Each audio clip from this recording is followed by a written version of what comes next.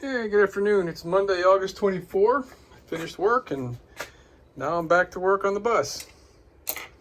So the Thomas C2 has got this multiplex electrical system. This is part of it. I guess it's no big deal when everything works fine. Everything works fine on my bus. And these are smart switches.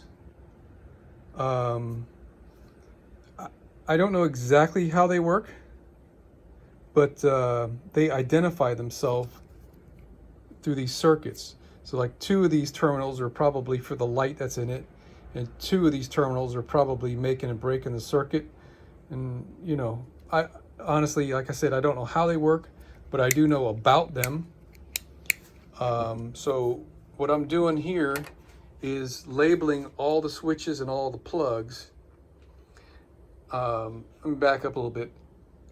I think you could take this switch and plug it into any spot and it'll assume its same function because the switch identifies itself. But I'm not taking any chances. So I'm labeling every socket and every switch and I'm taking it all apart. Here's the B cable, identified with a B. This is the A cable,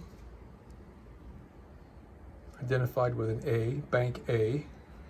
And I just chose this to be number 1 because it's closer to the computer. These plug right into the computer. That's to the left of the driver's seat.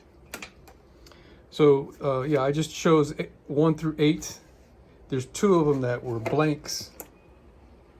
B1 and 2, I think it was, or 7 and 8, I can't. Yeah, B1 and 2 were blanks. So I labeled the plugs B1 and B2, but I'm not wasting my time labeling these blank things.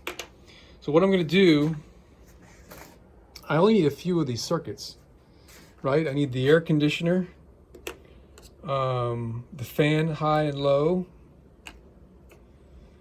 I don't need the strobe light. The dimmer, that is the, I'm sorry. The dimmer is the dash lights, bright and dim. This used to blink. This is a light that would blink when the warning lights were turned on. This is active noise. When you flick this, it would turn off the air conditioner, fans, and the radio. So it'll make it quiet if, for example, you need to make a phone call or whatever, I guess. I don't need that. And I'm getting ready to unplug these. They're really hard to unplug. The plugs are really tight. I don't need the door open and close. I don't need master warning. I don't need the amber warning. I don't need these lights. One of these dome lights I need. The fan went to a different control module that's burnt up, so I don't need that one. This is driver's dome, and this is like the dome lights for the back. Now, doesn't mean I can't use these for something else, but for now, I just need the handful of them. And what I'm doing is, being in this heavy steel plate, they've been a little bit vulnerable to get damaged. So I'm taking the initial steps of getting them out of the plate, and I'm going to roll up the ones I don't need, put the switches back on them, and tuck them up in the dash. And the ones I do need, I don't know exactly what I'm going to do yet because I don't have my new console built yet. But I want to get the bus back and drivable, and I don't want to turn the key on without these plugged in because I'm afraid it might throw me a code. And I don't have a code reader to clear the codes, although I'd have learned you can just disconnect the battery for a while, I don't know, a few minutes or something, and it cleared my anti-lock brake code that I inadvertently created, unplugging stuff. All right, just checking some things here. All the plugs have the terminals in the same locations. And not all these terminals are used, because we've got 1, 2, 3, 4, 5, 6, 7 wires. 3, 4, 5, 6, 7, 8, 9 pins. So these switches evidently have features that are not being used. So I'm going to do an experiment. Since I only need 4 of these switches accessible, and the rest of the switches I'm just going to plug back in, I'm going to change them around and verify what I read on the internet about these things identifying themselves. And I'm going to put all the ones that I know I'm going to want to have accessible on one of these legs, this one or this one, on the longest lead wires. So that'll give me the flexibility in designing my console without having to extend anything. And we're going to hook it all up and we're going to test it and see if everything works the way it's supposed to. It can be plugged in either direction. If it were not for this little nub right here, I mean, you could force it to go in the wrong direction, but that nub goes into this open area. If you put the switch backwards, that nub is here.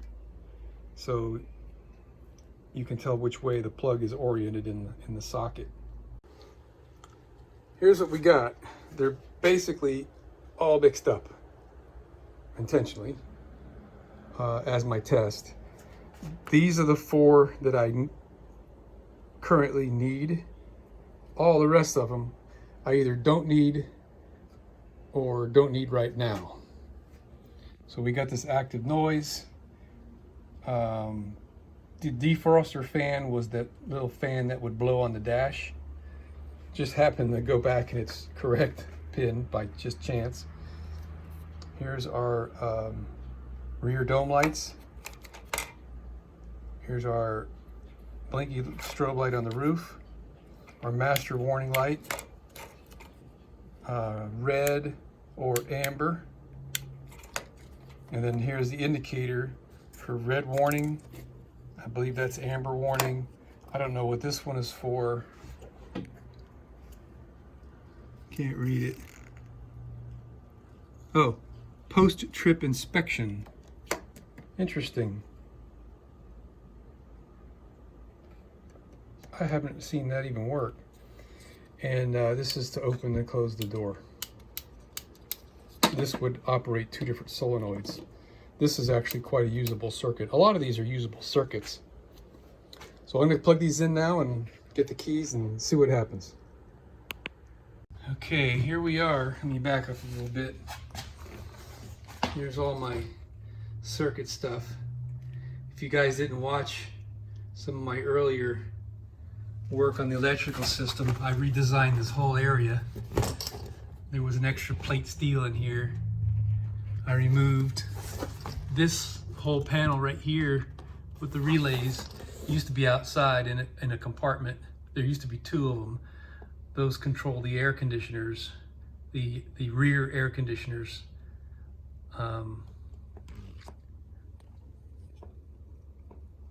Like that one. And there was one in the back. We removed one of them.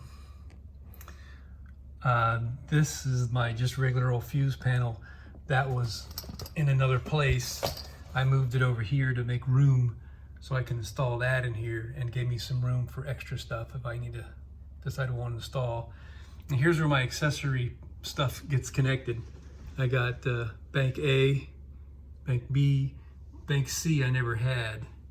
So I'm going to plug these into their respective banks where they're supposed to be. A is the one on the top, which is a preferred one anyway. And I chose to use the A bank just because I'm on the A team here. So we're going to plug these in and give it a try. Okay, so for reasons that I can't explain right now, this motor stopped working. It stopped working once before, and I took it apart and I found out that the brushes were sticky in their holders. And all I did was clean it and sand down the brushes so they would fit loosely in their holders. And it'd been working fine, but the other day it stopped working altogether. and I disconnected it and did a main line, and it doesn't run. So to simulate the motor running and not running with the switch, I just hooked up this buzzer, and that ought to do its thing. So let's see what happens if we turn on the keys.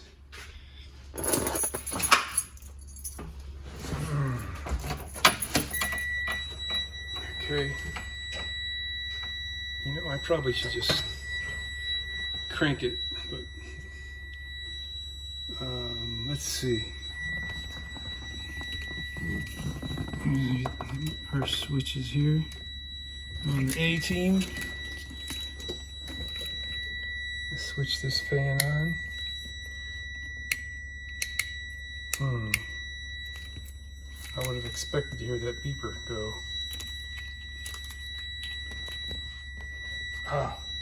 Maybe that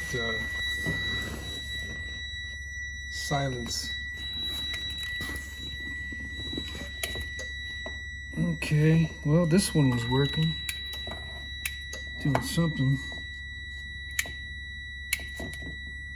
Master blank.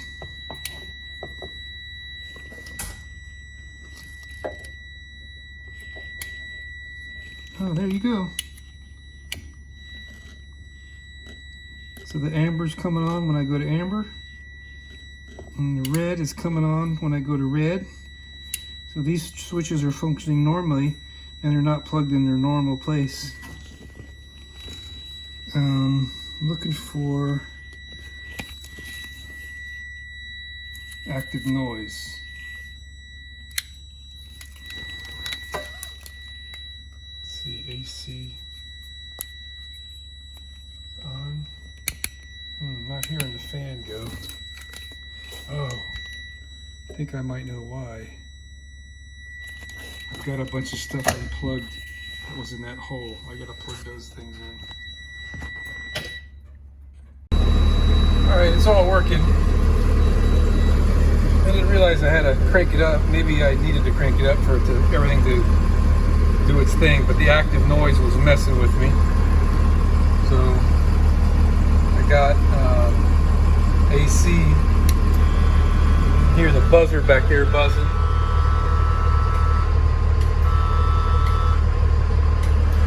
It works when it's on just fan or when it's on AC. And when it's on AC, I hear a click back there. That's the solenoid that opens up for the Freon to circulate. I haven't checked this out. It's too damn bright out there. Driver's dome, I would have to put a bulb in that to test that, but everything seems to be working. My fan here works.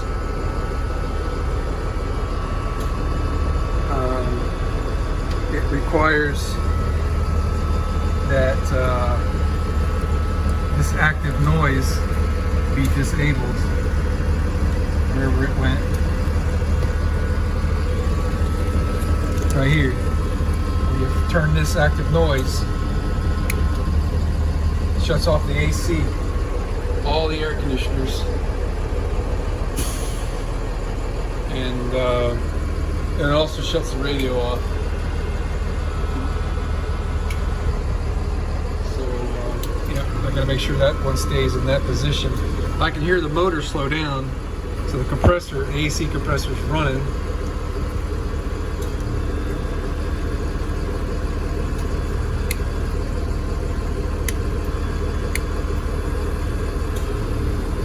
Yep, everything's working fine.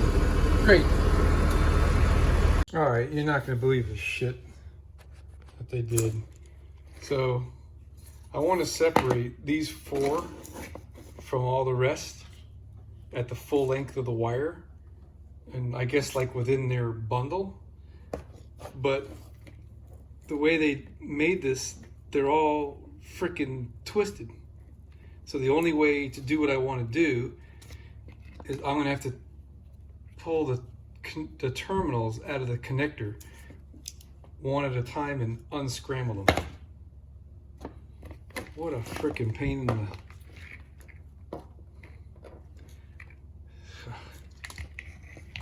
Now all those I'm just gonna roll up and tuck up in there somewhere along with these as soon as I get them unscrambled. Now learning something here too. All these right here with this heat shrink, they're all being fed with one wire. That one feeds those three, and this one feeds 5.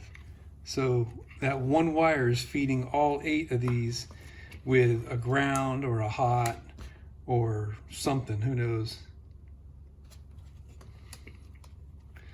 All right, well, I don't have to sit here on the floor to do this job. I can bring this in the house and work in the kitchen counter or something comfortable and unscramble these so I can easily utilize them.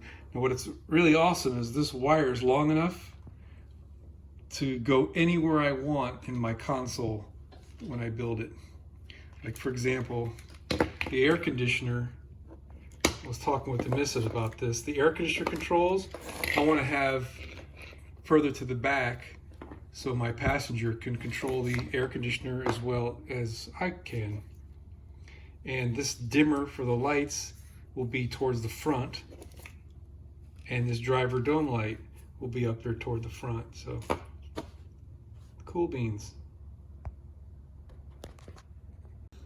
All right, so I was looking at this a little bit ago, where all these wires here, these 5 and these 3 are all powered with this one.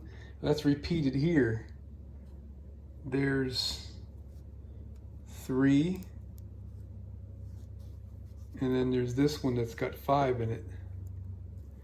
I'll bet you anything, one of those is a ground and the other one's a hot. But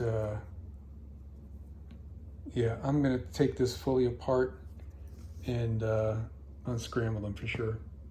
Weird. I don't understand the logic. I thought I did. So here's the 1 turns into 5. Here's the other 1 and turns into 5. Then I got this one that 1 turns into 3. There's only one of them that 1 turns into 3. And it goes to all the long ones that I'm gonna keep. These are the ones I want to roll up. So that's kind of nice, I guess. The bummer is that these 1 to 5 connections are kind of far down the line here. Some of them are going into the switches I want to keep. So it means they're on a short tether to switches I want to get rid of. The only way to fix that would be to replace a section of this white wire and tie it in further down here, which I have no problem doing that and redoing how these things are done.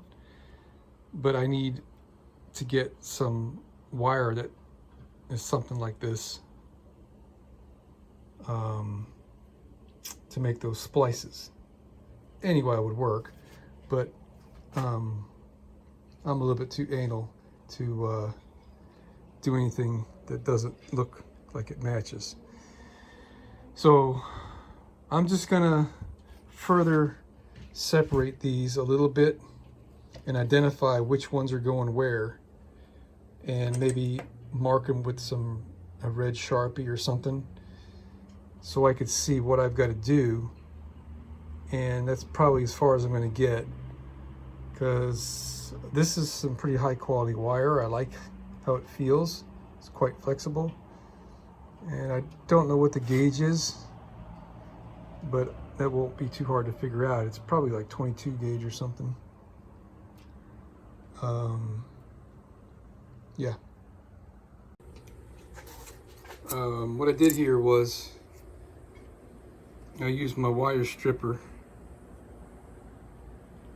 and I put 2 cuts, and then I took a razor blade and I skinned back the edge and pulled out a piece.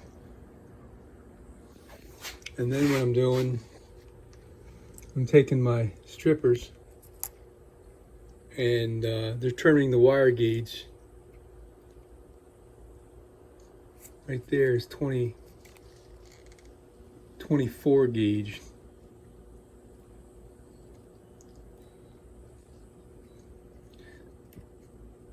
think 22 is a little...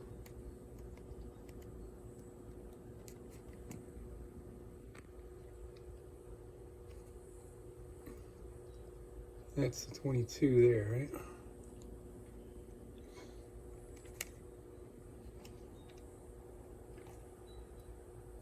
'22, '24, '26. So 26, I can feel I'm touching the wire.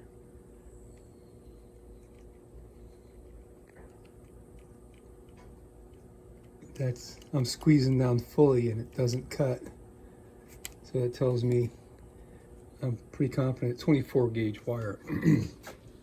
So I got to get a roll of some 24 gauge wire in white from somewhere without paying an arm and a leg. I wish Radio Shack was still around. I missed that place.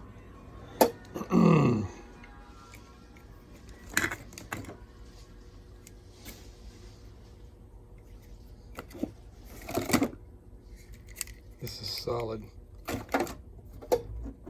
Yeah, I just don't have anything I could use. This is the closest.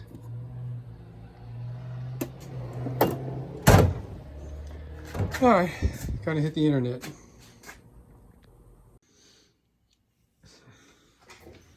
All right, I've got this one unscrambled. Pretty much I had to take out damn near every one of these wires one at a time and unscramble it from the pack. And I got a little Scotch tape on here to help keep me organized. And I think I'll go back as far as here and leave that alone, which means that this group right here is the only one that I'm going to redo. And what I'm going to do is I'm going to extend all these to down here someplace, just so that it gives me more individual groups of length like this. So with that being said, I'm going to go ahead and cut all these off and know that any cut wire is all going to lead back to this one right here. God dang it, I'm sorry. I'm going to go ahead and cut all these wires that all join to this one right here. And then that way I know all the ones that are free here all need to be extended back to here someplace. So there's the first one. This is final tape in place. Here's the one wire that needs to be extended. And then all the rest of them kind of go where they go. And this one terminates right here. And I think I'll just leave those the way they are. All right, one down, 7 more to go. 3 of them done, except for the one wire, of course. This is a lot easier to do when you don't have your cat wanting to play with the wires. Yes, you. That's better. So, except for the one common wire, I have them all separated and ready to go.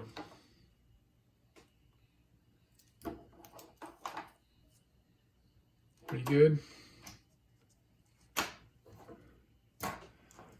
All right, so I've got my wire ordered. McMaster car had just what I needed. And that'll be here in a couple days. I've already got heat shrink tubing, so I'll solder these connections. And this will be ready to put back in the bus.